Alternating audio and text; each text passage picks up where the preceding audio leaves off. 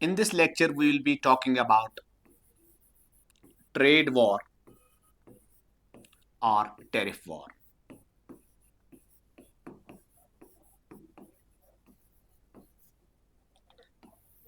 Lecture को आगे बढ़ाने से पहले हमें दो चीजें क्लियर होनी चाहिए। एक ये है कि ट्रेड क्या होता है,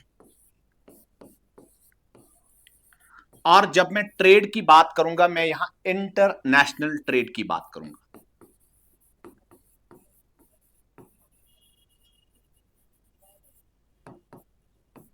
Here I'll be talking about international trade. देखो बेटा, हिंदुस्तान में रह के हम यहां पे आए दिन BMW गाड़ी भी देखते हैं, हम मर्सिडीज बेंज भी देखते हैं,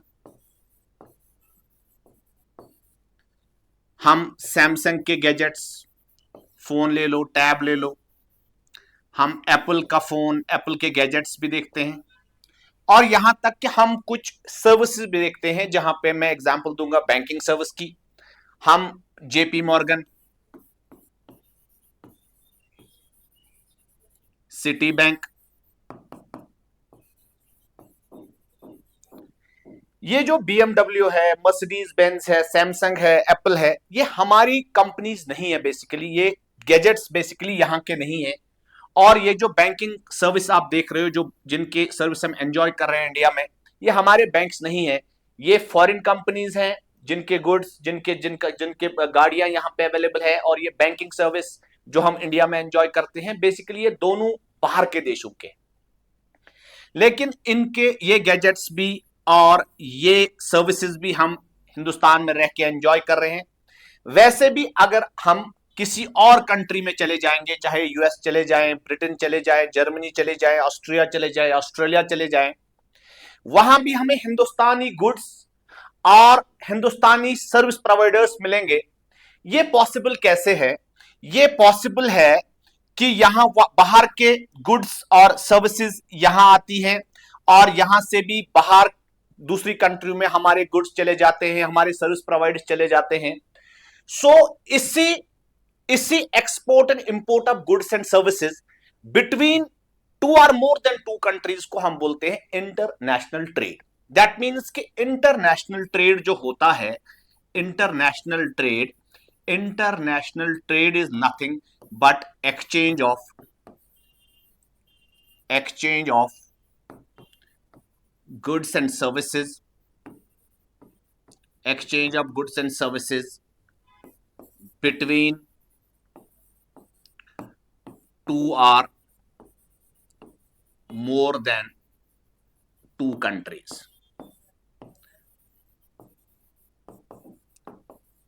ये जो एक्सचेंज गुड्स एंड सर्विसेज का होता है दो या दो से ज्यादा कंट्रीज में, उसी को बोलते हैं हम international trade. International trade possible है because of exports and imports. अब आप बोलेंगे एक्सपोर्ट्स क्या होते हैं और इंपोर्ट्स क्या होते हैं। मैंने पहले भी बोला था आपको, आप दो फर्जी कंट्री ले लो। फर्जी कंट्री हो गया, hypothetical countries for understanding purpose के लिए मैं बोल रहा हूं। एक का नाम मैं ले रहा हूं माफलंग, और दूसरी कंट्री का नाम मैं ले रहा हूं स्वाम।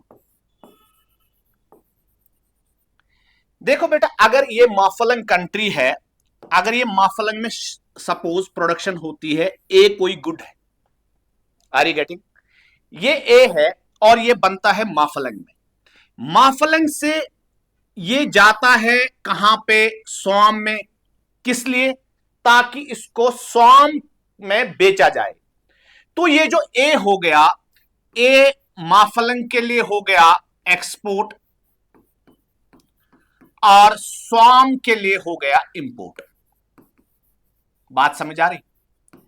अब अगर सपोज कोई गुड है बी, वो बनता है स्वाम में, और स्वाम इसको बेचता है बेचने के लिए माफलंग में, तो ये जो बी हो गया, ये स्वाम के लिए हो गया एक्सपोर्ट, और इस माफलंग के लिए हो गया ये बी इंपोर्ट।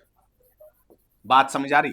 दैट मीन्स कि जब चीजें ए यहां से चला गया दूसरी स्वाम में, स्वाम से बी आ गया, वो आ गया इसमें मॉफलंग में। This exchange of goods and services between two और more than two countries is called as international trade. अब देखिए अब दूसरी टर्म आती है टैरिफ। मैंने अपने पहले लेक्चर में वैसे समझाया है टैरिफ क्या होता है। अब देखो ये जो ए कहां बना, माफलंग में, और कहां भेजा, माफलंग ने भेजा इसको स्वाम में बेचने के लिए। और ये जो ए है, ए क्या है, स्वाम के लिए ये ए हो गया इंपोर्ट। स्वाम के लिए ये ए क्या हो गया, इंपोर्ट।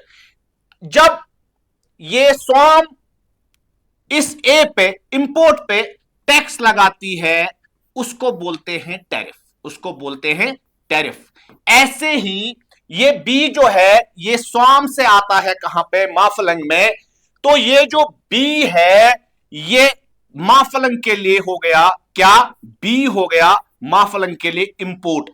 अब देखो जब स्वाम ए पे टैक्स लगाता है उसको बोलते हैं टैरिफ, और जब माफलंग इस बी पे इंपोर्ट पे टैक्स लगाएगा उसको भी बोलेंगे टैरिफ।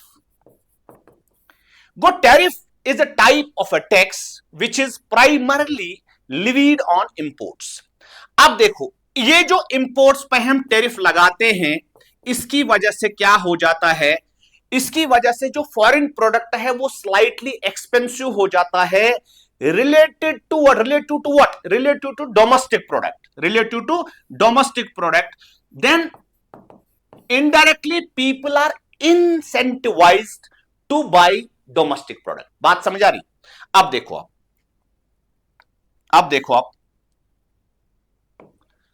ये जो रिसेंटली क्या हुआ, मैं रिसेंटली बात करूंगा 2 अप्रैल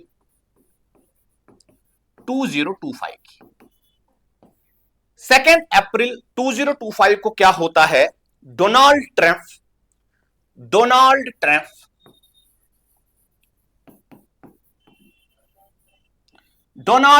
क्या करता है, Donald Trump presidential tariffs announce करता है। डोनाल्ड ट्रंप जो है ये he is a member of the Republican party. Donald Trump is a member of Republican party और ये इसकी दूसरी टर्म है। He is currently 47th president of USA.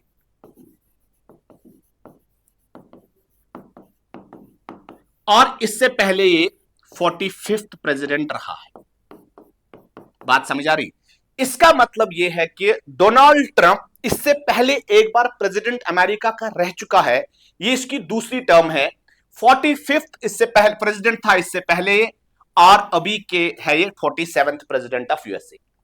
ये जो डोनाल्ड ट्रंप है ये 2 अप्रैल को अपने प्रेसिडेंशियल टैरिफ्स अनाउंस करता है, जिसमें दुनिया के 90 से ज्यादा कंट्रीज पे टैरिफ लगाता है। बात समझ आ रही। अब देखो उसमें ये चाइना पे टैक्स लगाता है, चाइना के इंपोर्ट्स पे टैक्स लगाता है कितना, 34%। और जस्ट इसके 2 दिन बाद चाइना भी अमेरिकन गुड्स जो चाइना में इंपोर्ट होते हैं उन पे लगाता है 34% टैक्स।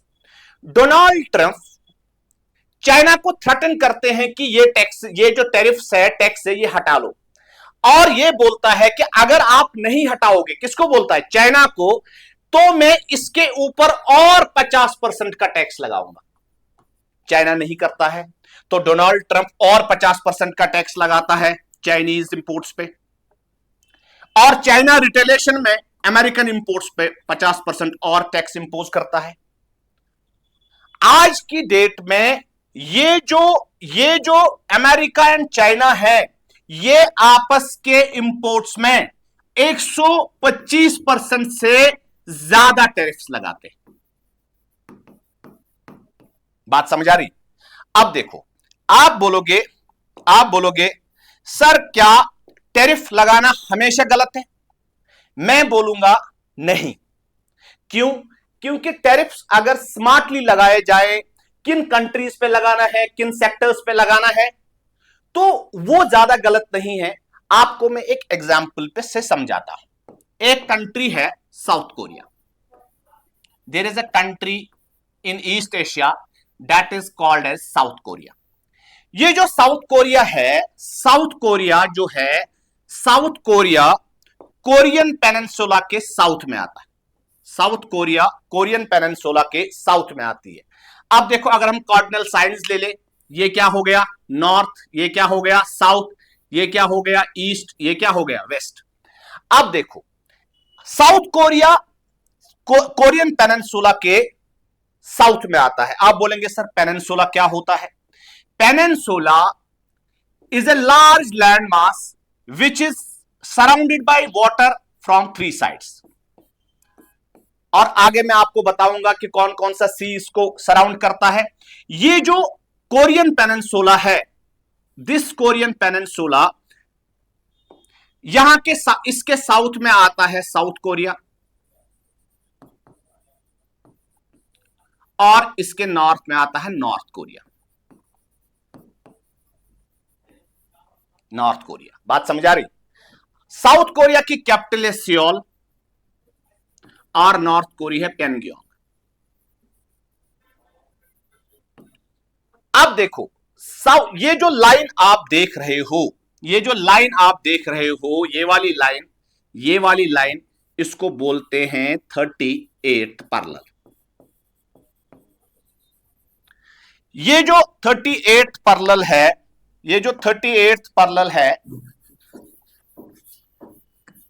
ये जो 38th पैरेलल है, ये बेसिकली जर्मनी में एक सिटी है, उसको बोलते हैं पॉट्सडैम। पॉट्सडैम में 1945 में एक कॉन्फ्रेंस हुई थी, उसको बोलते हैं पॉट्सडैम कॉन्फ्रेंस। उस पॉट्सडैम कॉन्फ्रेंस में ये जो 38th पैरेलल है, इसको टेम्पररी मिलिट्री बाउंड्री माना गया था between south Korea and north Korea, between South Korea and North Korea. Now it has taken a permanent shape of the border between South Korea and North Korea. अब आप बताएंगे sir ये parallel क्या होता है? पैरेलल देखो आप, अगर ये हमारे पास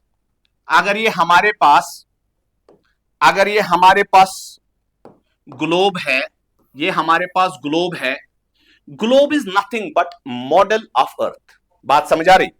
ये जो हमारे पास ग्लोब है, इसमें ऐसे ऐसे लाइनें होती हैं, ऐसे ऐसे लाइनें होती हैं। इन लाइंस को बोलते हैं लैटिट्यूड्स। Are you getting? इन लाइन को बोलते हैं लैटिट्यूड्स। मैं यहां लॉन्गिट्यूड्स की बात नहीं करूंगा। ये जो लैटिट्यूड्स होते हैं, ये जो यहां पे एक लैटिट्यूड है, ये लैटिट्यूड जो है, ये 0 डिग्री इसको हम लिखते हैं। ये इसको बोलते हैं, इस 0 डिग्री लैटिट्यूड को हम बोलते हैं इक्वेटर। क्या बोलते हैं? इक्वेटर। अगर कोई आपसे पूछे इक्वेटर क्या है, equator is a latitude which divides earth into 2 equal halves. ऊपर वाले हिस्से को बोलते हैं नॉर्दर्न हेमिस्फीयर, नॉर्दर्न हेमिस्फीयर, और नीचे वाले हिस्से को बोलते हैं साउदर्न हेमिस्फीयर।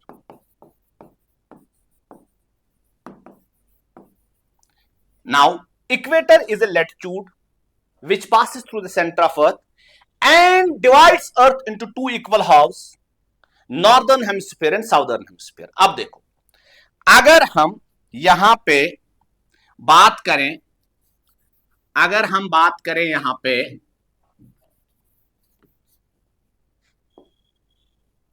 अगर हम बात करें यहां पे, देखो आप यहां पे सरफेस ऑफ अर्थ पे एक पॉइंट ले लो, वो पॉइंट को सेंटर ऑफ अर्थ से मिलाओ। ये जो एंगल सबटेंड करता है यहां पे, मान के चलो हम करंटली 38 पैरेलल की बात कर रहे हैं, ये जो एंगल है यहां पे है 38 डिग्रीज। बात समझ आ रही? 38 degrees. So what will happen, यहां पे जो इस पे जो लाइन हम ड्रॉ करेंगे, इसको बोलेंगे 38th पैरेलल, मगर ये नॉर्दर्न हेमिस्फीयर में। ऐसे ही अगर हम साउदर्न हेमिस्फीयर में देखें, ये अगर ये एंगल भी 38 होगा, तो यहां जो पैरेलल होगा ये 38th पैरेलल इसको भी बोलेंगे, लेकिन ये साउदर्न हेमिस्फीयर में होगा, 38 साउथ। हम 38 डिग्री साउथ, इसको लेंगे 38 डिग्री नॉर्थ। बात समझ आ रही? Now how can we define latitude? Latitude is nothing but its angular distance north and south of equator measured in degrees. बात समझ आ रही? अब देखो, अब देखो आप, यहां पे मैंने बताया था आपको, ये है हमारे पास कोरियन पेनिनसुला। कोरियन पेनिनसुला, यहां एक लाइन है विच इज 38th पैरेलल, और ये 38th पैरेलल क्या है? ये 38th parallel, this 38th parallel is a boundary between South Korea and North Korea. South Korea and North Korea. अब देखो, यहां पे जापान के आइलैंड्स हैं, जापान के आइलैंड्स हैं, और यहां पे है sea of Japan, sea of Japan. यहां पे है येलो सी, येलो सी, और ये है ईस्ट चाइना सी, ईस्ट चाइना सी। ये जो एक स्ट्रेट है, ये जो एक स्ट्रेट है, इसको बोलते हैं कोरिया स्ट्रेट। ये जो स्ट्रेट है, strait is basically a geographical term, shallow and narrow water channel which connects two bigger water bodies and separates two land masses. अब ये जो कोरिया स्ट्रेट है, ये किस किस को जोड़ती है? ये कोरिया स्ट्रेट जो है, ये जोड़ती है सी ऑफ जापान को, जोड़ती है किसके साथ? ईस्ट चाइना सी के साथ। और सेपरेट किसको करती है? साउथ कोरिया को सेपरेट करती है जापानियन आइलैंड से। बात समझ आ रही? को that means this Korea Strait connects Sea of Japan with East China Sea and separates South Korea from Japan. बात समझ आ रही? ये जो कोरिया स्ट्रेट है, इस कोरिया स्ट्रेट में 1950 में 25 और 26 जून का टाइम होता है। इस कोरियन स्ट्रेट में एक जंग लड़ी गई between naval forces of south Korea and north Korea, उसको बोलते हैं बैटल ऑफ कोरिया स्ट्रेट। 25 को स्टार्ट हुआ था, 26 को खत्म हो गया। बात समझ आ रही? अब देखो आप, ये जो कोरिया स्ट्रेट है, Korea Strait connects Sea of Japan with East China Sea and it separates South Korea from Japan. In 1950, on 25th and 26th June, there was a war between naval force of South Korea and North Korea. That battle is called as Battle of Korea Strait. बात समझ आ रही? That battle is called as Battle of Korea Strait. अब मैंने पहले आपको बोला था, ये जो कोरियन पेनिनसुला है, जिसके साउथ में आता है साउथ कोरिया और उसके नॉर्थ में आता है नॉर्थ कोरिया, मैंने आपको बताया था कि ये जो पेनिनसुला होता है, peninsula is a large land mass which is surrounded by water on three sides. देखो, इस साइड से भी वाटर से कवर है, इस साइड से भी वाटर से कवर है, इस साइड से भी वाटर से कवर है। So this is called as peninsula. Right now we are talking about Korean Peninsula. To the south of Korean Peninsula we have South Korea, the capital is Seoul. To the north of this Korean Peninsula we have North Korea, the capital is Pyongyang. 38th parallel, which was decided to be a temporary boundary in Potsdam Conference in 1945. Now it has taken a permanent shape of the border between North Korea and South Korea, and there's a strait called as Korea Strait. Korea Strait joins Sea of Japan with East China Sea, and it separates South Korea from Japan. There in 1950, between 25th and 26th June, there was a battle between the naval forces of South Korea and North Korea. That battle is called as Battle of Korea Strait. बात समझ आ रही? अब देखो, अब हम बात कर रहे हैं कि क्या हमेशा टैरिफ्स लगाना बुरा है? मैंने ये पहले ही बोला था लेक्चर में कि अगर किन कंट्रीज पे लगाना स्ट्रेटेजिकली लगाया जाए, किन सेक्टर्स पे लगाना है, तब ये बुरा नहीं है। अब देखो आप, ये जो साउथ कोरिया है बिटवीन 1980s एंड 1990s, यहां क्या था? यहां एग्रीकल्चर में टेक्नोलॉजिकल एडवांसमेंट नहीं थी, उन्होंने एजुकेशन पे, एग्रीकल्चर टेक्नोलॉजी में ज्यादा इन्वेस्ट नहीं किया था। उसकी वजह से जो एग्रीकल्चर में ट्रेडिशनल टेक्नोलॉजी यूज होती थी, उसकी वजह से जो राइस प्रोड्यूस करते थे कोरियन फार्मर्स, वो एक्सपेंसिव होता था। अब expensive relative to what? Relative to the rice which was imported in South Korea from countries like America, Thailand and Vietnam. अब इन्होंने क्या किया, अपने फार्मर्स को बचाने के लिए इन्होंने क्या किया, इन्होंने एक बेंचमार्क रखा, एक क्वांटिटी राइस की फिक्स की कि इस क्वांटिटी तक अगर इंपोर्ट राइस होता है इन देशों से, अमेरिका, थाईलैंड एंड वियतनाम से, तो टैरिफ्स लो होंगे। लेकिन अगर वो क्वांटिटी जो ने बेंचमार्क रखा था, अगर उससे ज्यादा इंपोर्ट राइस हुआ, तो उन्होंने बोला कि उन्होंने डिसाइड किया then tariffs will be as high as 100%, 200%, 300%, 400%, up to 500%। बात समझ आ रही? फिर जब कुछ सालों के बाद, कुछ डेकेड्स के बाद, जब यहां पे इन्होंने एजुकेशन टेक्नोलॉजी में इन्वेस्टमेंट की, when the Korean farmers were as efficient as the farmers in other countries, इन्होंने इस टैरिफ को हटा दिया। बात समझ आ रही? अब ये था इंपोर्टिंग कंट्री के पर्सपेक्टिव के हिसाब से। अगर हम एक्सपोर्टिंग कंट्री के पर्सपेक्टिव के हिसाब से देखेंगे, देखो बेटा मेरी बात सुनो, अगर हम देखेंगे ये हमारी कंट्री इंडिया और ये कंट्री है मलेशिया।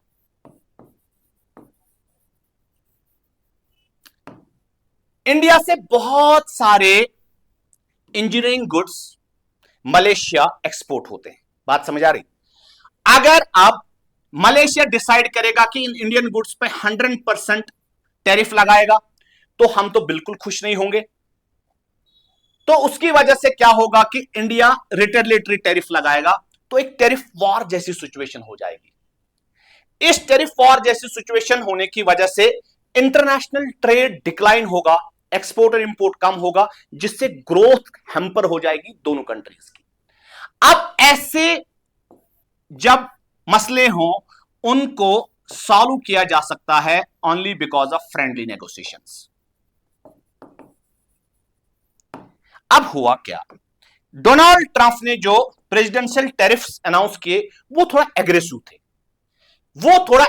थे और उन्होंने बताया, जब डोनाल्ड ट्रंप जी से पूछा गया कि वो ये इतने एग्रेसिव टैरिफ्स क्यों लगाते हैं, उन्होंने बोला कि मुझे अमेरिका का ट्रेड डेफिसिट कम करना है, ट्रेड डेफिसिट कम करना है। अब ट्रेड डेफिसिट क्या होता है? देखो बेटा, अगर मेरे पास, अगेन मैं एक हाइपोथेटिकल कंट्री लूंगा, माओफलंग, और दूसरी कंट्री लूंगा मैं स्वाम। अगर इस माफलंग से यहां पे स्वाम में सामान जाता है वर्थ $1 बिलियन, और अगर यहां स्वाम से माफलंग में सामान आता है वर्थ $2 बिलियन, देखो एक कंट्री से दूसरी कंट्री में सामान जाता है वर्थ $1 बिलियन, दूसरी कंट्री से इस कंट्री में आता है वर्थ $2 बिलियन। दैट मींस कि ये जो ट्रेड डेफिसिट यहां पे होगा, ट्रेड डेफिसिट जो होगा वो होगा 2 - 1, दैट इज $1 बिलियन। बात समझ आ रही? That is $1 billion. अब देखो आप बेटा, अब इन्होंने क्या किया, इन्होंने दुनिया के बहुत सारी कंट्रीज पे, जापान पे 24% का टैरिफ लगाया, इंडिया पे 26% का टैरिफ लगाया, और स्विट्जरलैंड पे 31% का टैरिफ लगाया, इंडोनेशिया पे 32% का टैक्स लगाया। यहां तक कि जिन कंट्रीज के साथ अमेरिका ट्रेड डेफिसिट में नहीं था, उन पे भी टैक्स लगाया।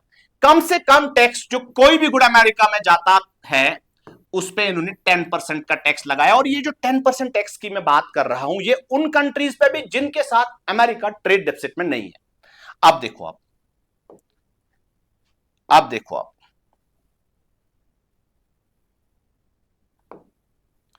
जब ये जो फिगर्स मैंने बताए कि इन्होंने जापान पे 24% लगाया, इंडिया पे 26 लगाया, स्विट्जरलैंड पे 31% लगाया, ये कैसे निकाला? इसके लिए इन्होंने देखा कि जिस कंट्री के साथ ट्रेड कर रहे हैं उसके साथ ट्रेड डेफिसिट अमेरिका का कितना है, ट्रेड डेफिसिट। दूसरा इन्होंने देखा वहां से इंपोर्ट्स कितने आते हैं, इंपोर्ट्स फ्रॉम दैट कंट्री। जब इस ट्रेड डेफिसिट को इस इंपोर्ट्स के साथ ने डिवाइड किया, वहां से एक परसेंटेज आ गई, और उस परसेंटेज का हाफ इन्होंने कंट्रीज पे टैरिफ फिक्स किया। बात समझ आ रही? अब देखो, अब देखो, ये जो aggressive tariff policy Donald Trump की है, ये बेसिकली अमेरिका को भी हिट करेंगी, बिकॉज अमेरिका में जो अमेरिकन मेड गुड्स हैं, या तो वो सारे के सारे बाहर से बन के आते हैं या उनके रॉ मटेरियल्स इंपोर्ट होते हैं। मोर ओवर जो अमेरिका है, America is a consumer market. America is a consumer market.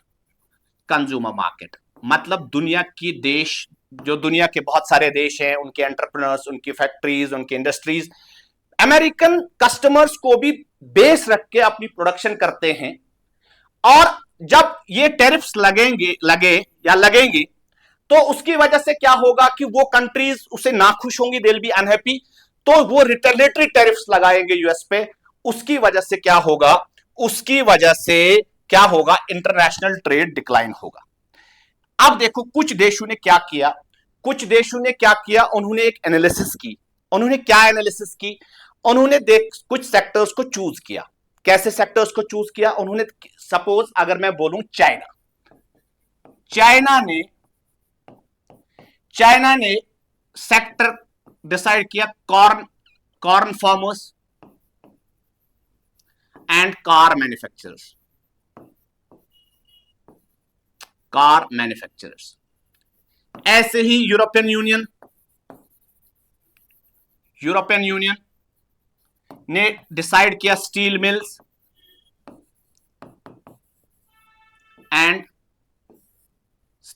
And slaughter houses. ऐसे ही कनाडा ने चूज किया AC manufacturers and poultry farmers. अब देखो, ये जो चाइना, यूरोपियन यूनियन, कनाडा, इन्होंने इन सेक्टर्स को क्यों चूज किया कि जिन पे वो टैरिफ्स बढ़ाएंगे? बिकॉज इन्होंने एक एनालिसिस की कि इन सेक्टर्स के साथ जो लोग जुड़े हैं, उसमें से ज्यादा लोग जो सपोर्टर हैं, जिन्होंने वोट किया है डोनाल्ड ट्रंप के लिए। अब देखो, अगर हम इसके बाद अमेरिकन हिस्ट्री पे जाए थोड़ा सा, 1890 में क्या होता है, एक रिपब्लिकन पार्टी के मेंबर होते हैं, उसका नाम होता है विलियम मैकेनली। विलियम मैकेनली जो है, he was a member of Republican Party. Then later on he was also the 25th president of America.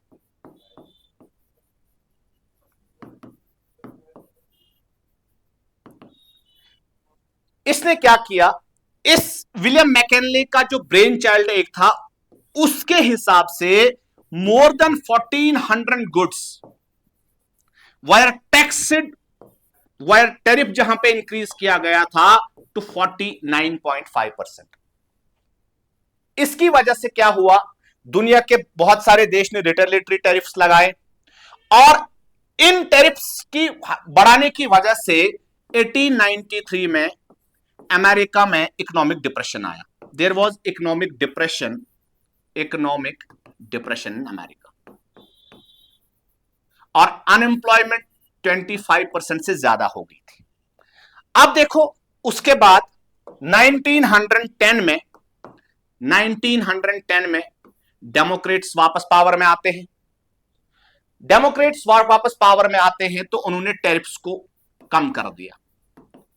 Tariffs, they lowered the tariffs मोर और दे propounded द फ्री ट्रेड, जिसकी वजह से अमेरिका ग्रोथ की सीढ़ी पे वापस आ गया। देयर वाज अगेन सी इकोनॉमिक ग्रोथ इन अमेरिका। 1920 में रिपब्लिकन्स वापस पावर में आते हैं। रिपब्लिकन्स वापस पावर में आते हैं और ये रिपब्लिकन्स जो थे, इन्होंने in order to protect the farmers and domestic industry, इन्होंने टैरिफ को और बढ़ा दिया। 1930 में एक टैक्स लॉ लाया गया, उसको बोलते हैं heavily tariff act. Tariff act, ये हैवली टैरिफ एक्ट जो लाया वो अमेरिकन प्रेसिडेंट हर्बर्ट हूवर ने लाया।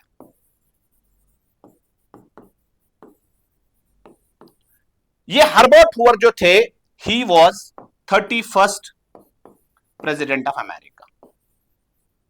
President of America. इस हाउले टैरिफ एक्ट के हिसाब से हर किसी सेक्टर में 20% से ज्यादा टैरिफ बढ़ाया गया। बात समझ आ रही?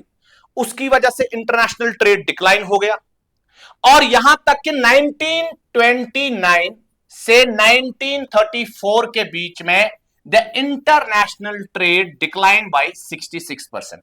बात समझ आ रही? बात समझ आ रही? 1929 में जो डिप्रेशन आया, इकोनॉमिक डिप्रेशन जो आया, उसके लिए यही टैरिफ सोली रेस्पॉन्सिबल नहीं थे, लेकिन टैरिफ्स की वजह से जो सिचुएशन थी और वर्सन हो गई। बात समझ आ रही? फिर 1939 में क्या होता है? 1939 में होता है second world war. Second world war, और सेकेंड वर्ल्ड वॉर की वजह से अमेरिका में फैक्ट्रीज ने थोड़ा, फैक्ट्री प्रोडक्शन बढ़ गया, तो प्रोडक्शन एक्टिविटी बढ़ गई अमेरिका में, और America could come out of this depression. America was again on growth track now. उसके बाद सेकेंड वर्ल्ड वॉर के बाद अमेरिका ने हमेशा प्रपोंड किया है फ्री ट्रेड को, और दुनिया की बहुत सारी कंट्रीज, क्या तकरीबन सारी कंट्रीज को सजेशन दी है कि टैरिफ्स कम से कम हो, टैरिफ्स कम से कम होंगे, ट्रेड बैरियर्स कम होंगे, उसकी वजह से एक्सपोर्ट इंपोर्ट होगा, एक्सपोर्ट इंपोर्ट की वजह से ग्रोथ होगी। और यहां तक कि इसी मकसद से डब्ल्यूटीओ को बनाया गया था कि दुनिया में जो टैरिफ्स हैं, रिडक्शन ऑफ टैरिफ्स हो, टैरिफ्स कम से कम हो, and reduction of other trade barriers,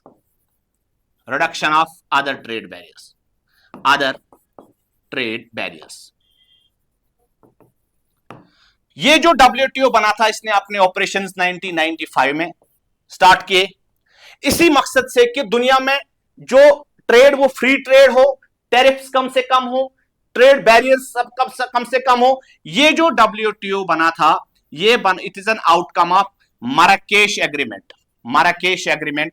वो मैंने अपने पहले लेक्चर में आपको डिटेल में पढ़ाया है। अब देखो, अब आप देखते हो, ये जो रिपब्लिकन 25th प्रेसिडेंट था, विलियम मैकेनली, ये विलियम मैकेनली जो he was the member of the Republican party, और ये थे, ही was also the 25th president of USA.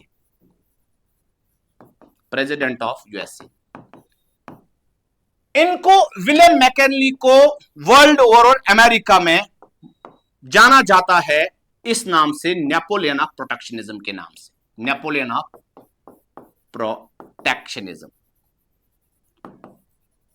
और डोनाल्ड ट्रंप के, ये जो विलियम मैकेनली हैं, डोनाल्ड ट्रंप साहब के ये आइडियल है। बात समझ आ रही? अब देखो, आप ये जो टैरिफ्स लगाए गए, ये जो दुनिया के बहुत सारे लीडर इस पे क्या टिप्पणी करते हैं। एक लीडर है, उसका नाम है लॉरेंस वन जो है, he is prime minister of Singapore. Lawrence one कहते हैं, अपना स्टेटमेंट दिया इन्होंने, उस स्टेटमेंट में ये कहते हैं, लॉरेंस वन कह रहे हैं कि ये जो टेरिफ वॉर है, ये जो टेरिफ वॉर था, उसकी वजह say that escalated into armed conflict and eventually the second world war. मतलब उसके स्टेटमेंट के हिसाब से सेकेंड वर्ल्ड वॉर का सबसे बड़ा रीजन जो था वो यही टेरिफ्स को बढ़ाना था, यही टेरिफ वॉर था। अब देखो, कुछ लोग टिप्पणी करते हैं, बोलते हैं कि ये जो डोनाल्ड ट्रंप ने प्रेसिडेंशियल टैरिफ्स अनाउंस किए, उसमें ये they say that this was to manipulate stock market. Stock market को भी मैंने डिटेल में पढ़ाया है। स्टॉक मार्केट वो मंडी होती है जहां पे शेयर्स को बेचा जाता है या खरीदा जाता है। अब देखो, जब 2 अप्रैल 2025 को टैरिफ्स, डोनाल्ड ट्रंप ने प्रेसिडेंशियल टैरिफ्स अनाउंस किए। प्रेसिडेंशियल टैरिफ्स जब अनाउंस किए तो आते आते स्टॉक मार्केट गिरना स्टार्ट हो गया और 7 अप्रैल 2025 को स्टॉक मार्केट ड्रास्टिकली गिर गए। मतलब जो शेयर स्टॉक मार्केट के थे, स्टॉक मार्केट में शेयर जो अवेलेबल थे, उनके प्राइसेस बहुत ज्यादा कम हो गए। अब देखो, 9 अप्रैल की रात को न्यूज आती है, 9 अप्रैल 2025 को न्यूज आती है। वो क्या न्यूज थी कि वो न्यूज थी कि प्रेसिडेंशियल ट्रंप जो है वो टैरिफ्स को पास करेंगे, मतलब अभी एबियंस में रखेंगे। उसमें इन्होंने सारी कंट्रीज के टैरिफ्स को पास लगा लिया और खाली जो इन्होंने ये 10% का टैक्स, कोई भी गुड जो अमेरिका में आता है, बोला उस पर 10% का टैरिफ लगेगा। बाकी जो डिफरेंट उसने अपना एक फॉर्मूला निकाला था किस पे कितना परसेंट, उन पे पास लगाया, एक्सेप्ट चाइना। और चाइना पे आज की डेट में ये एक दूसरे के इंपोर्ट्स पे 125% से ज्यादा टैरिफ लगाते हैं। बात समझ आ रही? लेकिन 9 की मॉर्निंग को प्रेसिडेंशियल ट्रंप एक ट्वीट करते हैं। वो ट्वीट क्या था? वो ट्वीट था, उसमें लिखा था, उस ट्वीट में लिखा था, यू कैन बाय नाउ। अब एक्सपर्ट्स बोलते हैं ये क्या था कि यू कैन बाय नाउ?